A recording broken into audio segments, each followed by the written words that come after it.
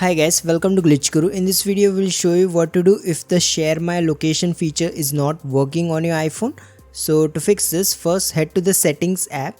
Now scroll down and tap on Privacy and Security. In this menu, tap on Location Services. Now here, make sure the location services are turned on. Additionally, you will need to scroll down and make sure that the Find My app has your permission to access your location, so make sure to select while using the app.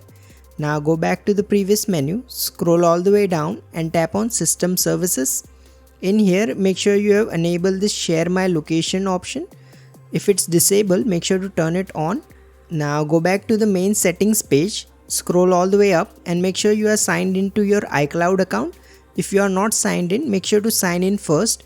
Additionally, if you see any messages here like finish setting up the device, make sure to tap it and complete the setup process. Otherwise, you won't be able to use the Share My Location feature.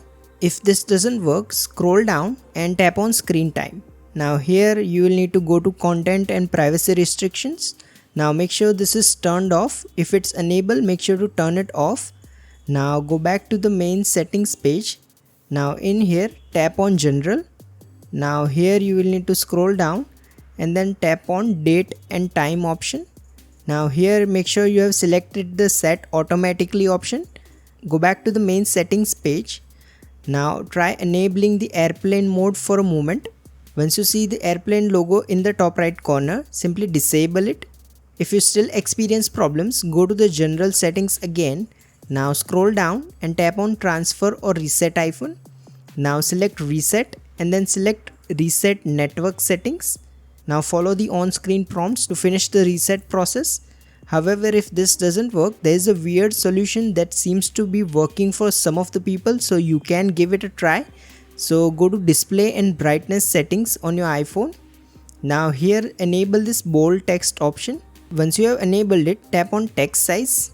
Now simply decrease the text size by one level. So if it's here, you can simply set it to one level back. Now all you have to do is turn off this bold text option off and then go ahead and restart your iPhone. If you still experience problems, the last thing you can try is force restarting your iPhone.